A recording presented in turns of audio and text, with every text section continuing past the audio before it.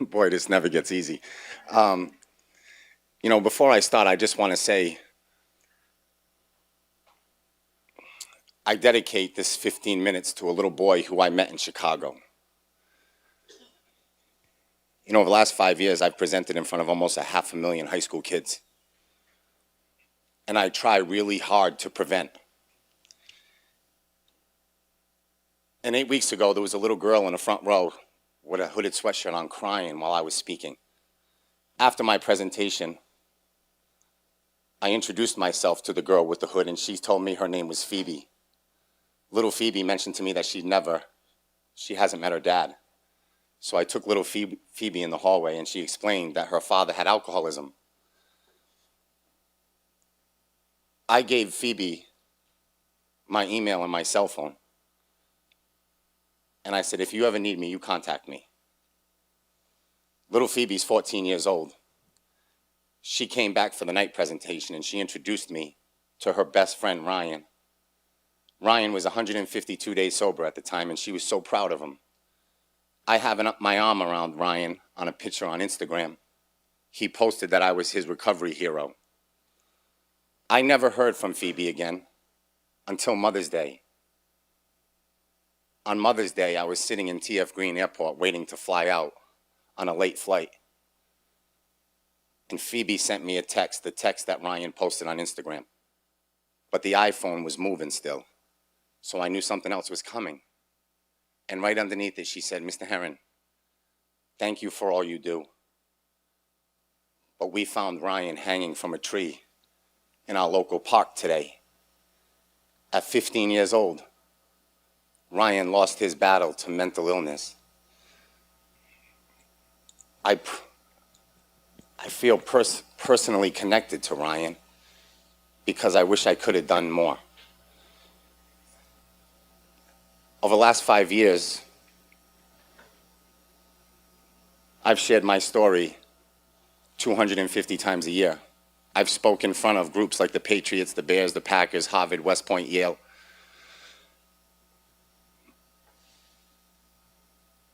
But sometimes the story isn't enough. On June 4th, 2008, you could find me on a street corner in Fall River on a day just like this. On June 4th, 2008, I was 32 years old. I was in the fight of my life. I was battling my addiction. At 32 years old, I was a father of 2 beautiful children and a wife who was 8 months pregnant.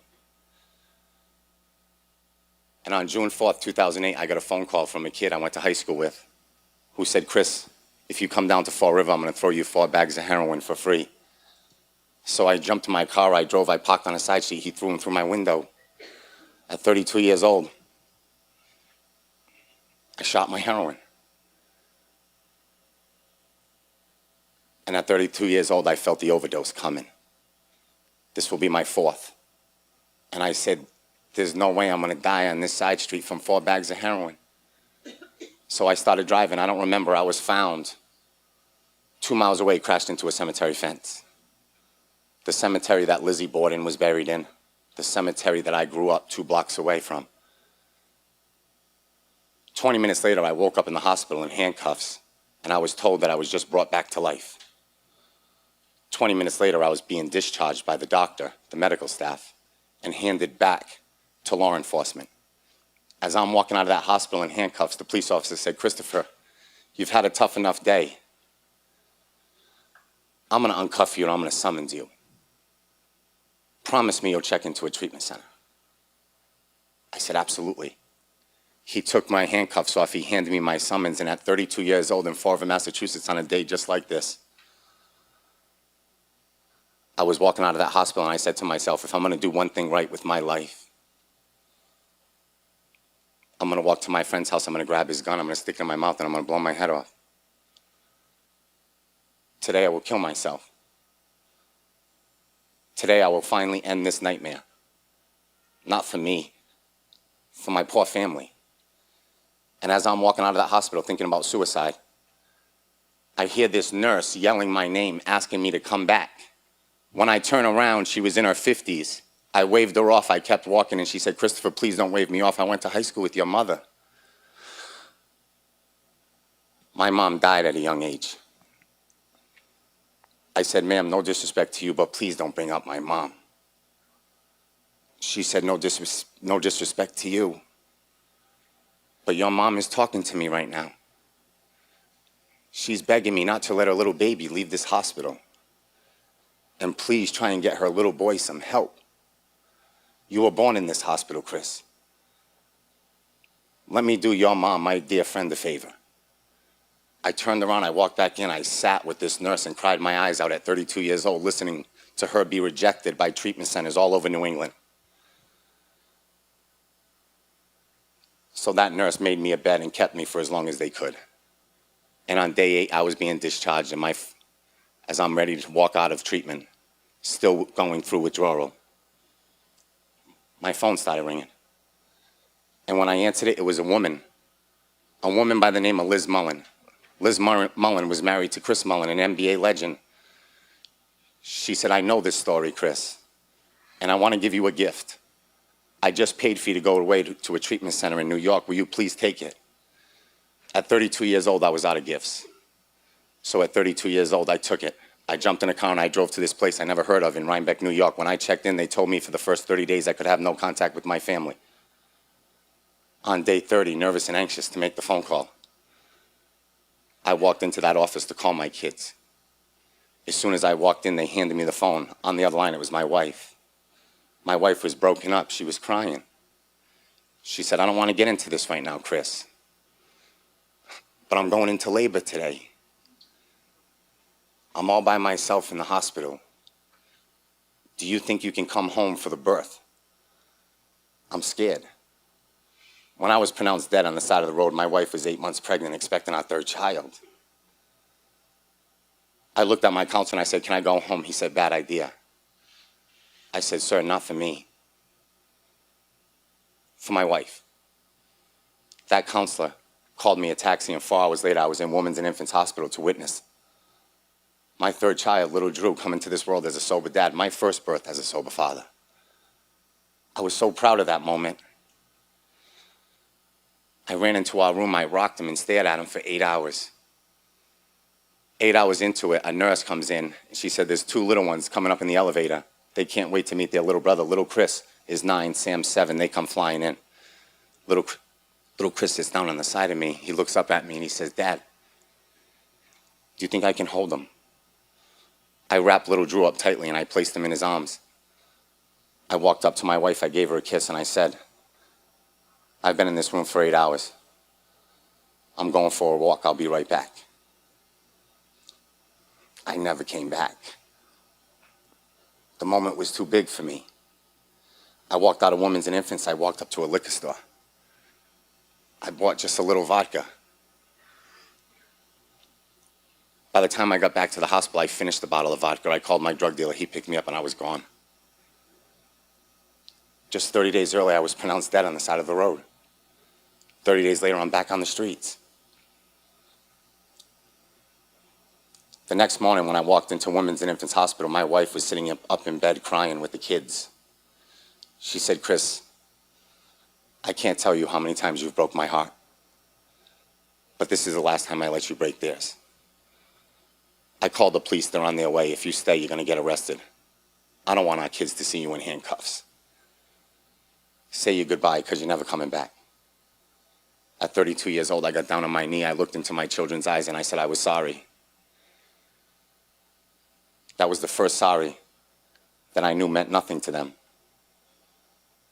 At 32 years old, I turned my back on my family and I walked out of Women's and Infants Hospital knowing I had failed at everything in life. But at 32 years old, I knew there was only one place that would take me. So I jumped back in the car and I drove to that treatment center in New York.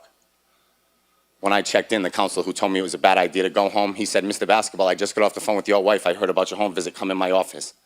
I said, if you heard about my home visit, I lost my family. He laughed in my face. He said, lost your family? Of course you did, Chris. That's what alcoholism and addiction does to families. Be in my office at 10 o'clock tonight. We're going to turn this thing around. At 10 o'clock sharp, I knocked on his door. He called me in. As soon as he saw me, he flipped me a cell phone. I caught it. He said, "Now, Mr. Basketball, you're going to do the most courageous thing you've ever done in your life. You're going to flip that phone open, you're going to call your wife, and you're going to promise her you'll disappear. Tell your wife you'll never contact her again, Chris. And then tell your wife to tell your 3 beautiful children that when their daddy said goodbye in the hospital this morning, that their daddy died in a car accident. From this day forward, we're going to play dead for your children. And we're going to let them live. Because, Chris, you know it and I know it. You're 32 years old. You're a no-good scumbag junkie who has no business being a father." That broke me and I started crying. I said, "Sir, I've been calling myself that for 10 years. I know who I am. And I know I have no business being a dad. But it's too late to call the hospital. I'll be back in your office at 7 a.m. I will play dead for my kids." I walked out of his office on what seemed to be the worst night of my life. I walked back to my room in that treatment center. And amongst 12 men, I walked up to the edge of my bed. I dropped to my knees and I started praying. That day was August 1st, 2008. By the grace of God, and one day at a time in my life. August 1st, 2008 is my sobriety date. I thank God every day for that man's words. I thank God every day for the bad days. The bad days are just part of the journey. And I wouldn't be who I am today if I didn't experience them. Over the last 5 years doing this, I wanted to be unique and different. I wanted to tell my story, but I didn't want to preach to kids. And I thank God every day early on that I learned a lesson. When I walked into a high school in Rhode Island, and in the front row were these 4 little beautiful kids in purple t-shirts. During my presentation, I wondered who these 4 little kids were in purple t-shirts. At the end of the presentation, I got an answer, because at the end of the presentation, this little girl in a purple t-shirt, she raised her hand. When I called on her, she stood up. When she stood up, she said, "Mr. Herren, I want to thank you from the bottom of my heart coming to my high school and validating what me and my 4 friends have done here." I said, "What have you done?" She said, "Believe it or not, Mr. Herren, but we're the sober students in this high school. We made a decision 4 years ago when we walked in together that we'd protect each other and we would never, ever let each other do drugs or alcohol, and we've kept it and we're proud of it." When that little girl said sober student, I was so proud. I was walking up to high five and hug her. As I'm about to hug her, her whole school started laughing. I looked at the kids laughing and I said, "Shame on you." I looked back at the little girl who was now sitting in her seat crying. Her shining moment had crumbled. And at 35 years old, my whole approach changed to this.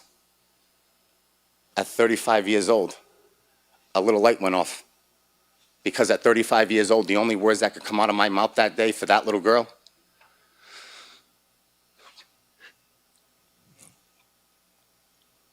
was, I wish I never had to change myself. I wish on Fridays and Saturday nights I liked who I was. I wish when I was a teenager being me was enough. I wish I could hang out in my friend's basement and just be happy with who I was. I wasn't, and I knew it.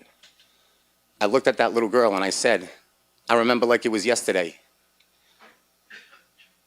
I remember drinking in those basements as a kid where parents told us we were safe. And I remember at the end of the night, as I was worried about curfew, at the end of the night, I would always look across the room and see my friends in high school that never drank and that never smoked. They got made fun of, laughed at, and peer pressured. But at the end of the night, as I was throwing Visine in my eyes, gum in my mouth, washing my hands so I could get past my mom, I would look across the room and I would say to myself, we can laugh at him, make fun of him, and peer pressure him. But the reality is, those kids have something we're missing.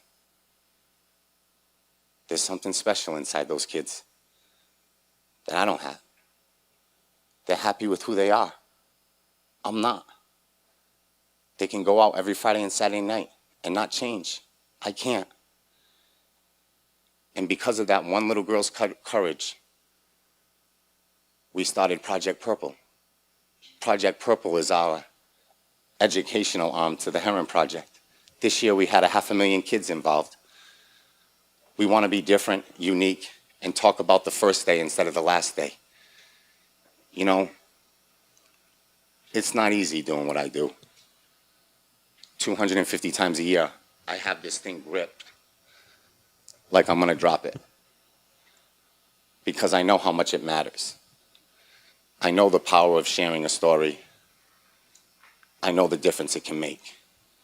I had no idea 5 years ago when I began that I would find my greatest strength in my struggle, that I could make a difference in people's lives, and the pain and suffering that I endured was going to be okay. One woman, Liz Mullen. One nurse, Diane Reed. And one little girl in a purple t-shirt has changed my life forever. It's an honor to do this. It's a responsibility I don't take lightly. I walked in here today and I said, what am I going to do? And then I met 7 beautiful kids who are living just like I'm living, one day at a time. Thank you all for coming. It was an honor. God bless.